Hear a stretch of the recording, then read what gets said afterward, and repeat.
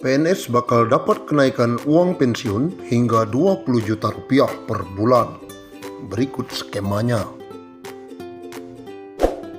Tak cuma mendapat gaji ke-13, PNS bakal semakin semeringah lantaran bakal dapat kenaikan uang pensiun. Bisa sampai 20 juta per bulan. Ini skemanya. Di tengah penantian gaji ke-13, TNI Polri ada kabar baik yang bakal menghampiri abdi negara. Pasalnya, uang pensiun PNS bakal mengalami kenaikan. Saat ini, Kemenpan RB tengah merancang aturan mengenai kesejahteraan para pegawai negeri sipil atau aparatur sipil negara dan para pensiunan PNS.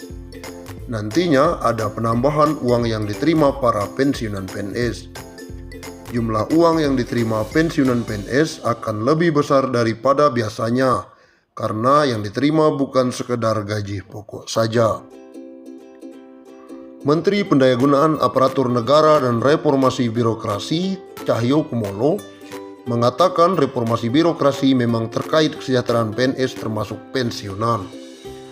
Sudah ditata mekanismenya dengan baik. Namun demikian, Cahyo belum bisa memastikan kapan kenaikan uang pensiun PNS tersebut bisa direalisasikan. Harapan saya juga demikian soal kesejahteraan, tetapi kita harus lihat kemampuan anggaran juga. Cahyo menambahkan dirinya belum berani memastikan kapan pastinya akan ada kenaikan. Pasalnya uang saat ini belum membaik akibat imbas wabah virus corona atau COVID-19. Soal kapan, ya mari kita berusaha dan berdoa. Semoga pertumbuhan ekonomi ke depan semakin membaik. Dan saya belum berani memastikan kapan terrealisasi. Pemerintah diketahui memang sudah lama berniat mengubah skema uang pensiun bagi pegawai negeri sipil. Namun karena hingga kini belum juga rampung pembahasannya, maka statusnya saat ini masih dalam kajian. Rencananya perubahan skema dana pensiun tersebut akan diatur dalam peraturan pemerintah. Namun pembahasan masih dilakukan oleh sejumlah kementerian. Perubahan masih akan dibicarakan lintas kementerian, ujar Direktur Jenderal Anggaran Kementerian Keuangan Askolani. Hal senada juga disampaikan oleh Badan Kepegawaian Negara atau BKN. Kajian tersebut dalam rangka mengubah skema dana pensiun dari Pay as you go menjadi purely funded.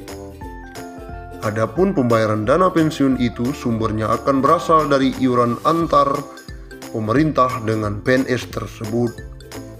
Besarannya bisa ditentukan dan disesuaikan berdasarkan jumlah gaji PNS setiap bulannya. Terang PLT Kepala Biro Humas BKN Pariono. Meski begitu, hal tersebut masih menunggu selesainya PP. Sebelumnya, skema purely funded diharapkan dapat terrealisasi di tahun 2020. Sedangkan saat ini, dana pensiun masih menggunakan skema Pay as you go. Artinya, pembayaran dana pensiun hanya berasal dari anggaran pendapatan dan belanja negara. Pemerintah menargetkan skema uang pensiun PNS menggunakan purely funded itu bisa direalisasikan tahun ini. Purely funded merupakan skema pembayaran penuh yang berasal dari iuran antara pemerintah dengan PNS dan pensiun. Dengan skema ini, dana pensiun yang diterima ASN akan lebih besar dari saat ini, sehingga bisa menurunkan beban APBN. Mengacu catatan Kementerian Pendayagunaan Aparatur Negara dan Reformasi Birokrasi, dengan skema purely funded, maka dana pensiun yang diterima aparatur sipil negara kalangan eselon 1 bisa mencapai 20 juta per bulan. Jumlah itu jelas melonjak dibandingkan dengan realisasi saat ini yang hanya sebesar 4,5 juta sampai 5 juta. Menurut Sri Mulyani, penanganan wabah virus corona memang masih jauh dari kata selesai. Upaya pemerintah yang terus bekerja keras mengendalikan penyebaran makhluk tak kasat mata itu juga menyedot anggaran yang tak sedikit. Tak tanggung-tanggung, Presiden Joko Widodo telah meminta Menteri Keuangan Sri Mulyani untuk memotong anggaran lembaga negara agar segera dialihkan untuk penanganan COVID-19. Tentu saja kondisi itu berdampak pada kesejahteraan aparatur sipil negara, baik pegawai negeri sipil, anggota TNI, dan Polri. Kini mereka tengah menanti gaji ke-13. Gaji 13 akan diberikan pada pertengahan tahun. Meski demikian, sejauh ini belum ada kepastian tanggal pencairan. Kementerian Keuangan belum bisa memastikan pencairan gaji ke-13 untuk aparatur sipil negara, TNI dan Polri maupun pensiunan. Direktur Jenderal Anggaran Kemenkeu Askolani mengatakan pemerintah hingga saat ini masih melakukan pembahasan. Sebab pemerintah masih fokus penanganan pandemi COVID-19 serta dampak yang mengikutinya. Hal serupa juga diungkapkan oleh staf ahli Menteri Keuangan bidang komunikasi strategis, Justinus Prastowo. Pihaknya mengaku belum bisa menjawab. Pasalnya pemerintah masih fokus dalam pemulihan ekonomi nasional.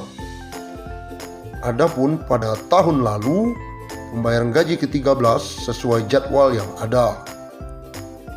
Gaji ke-13 tahun ini menghabiskan anggaran 20 triliun. Besaran gaji 13 yakni dengan menjumlahkan beberapa komponen antara lain gaji pokok, tunjangan kinerja atau tukin, dan tunjangan melekat.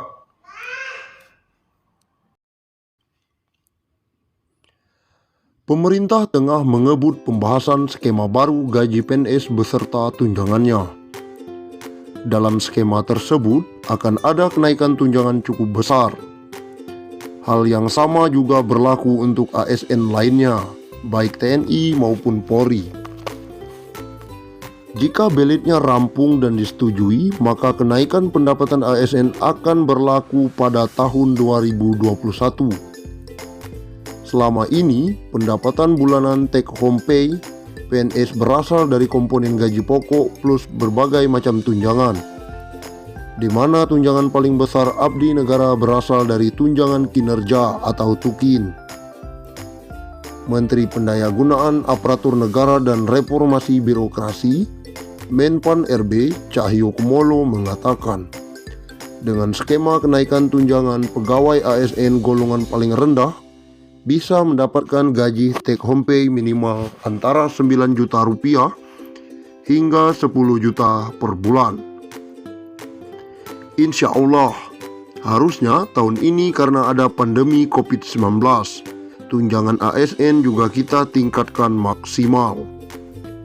Jadi pegawai paling rendah ASN itu bisa minimal 9 juta hingga 10 juta, kata Cahyokumolo.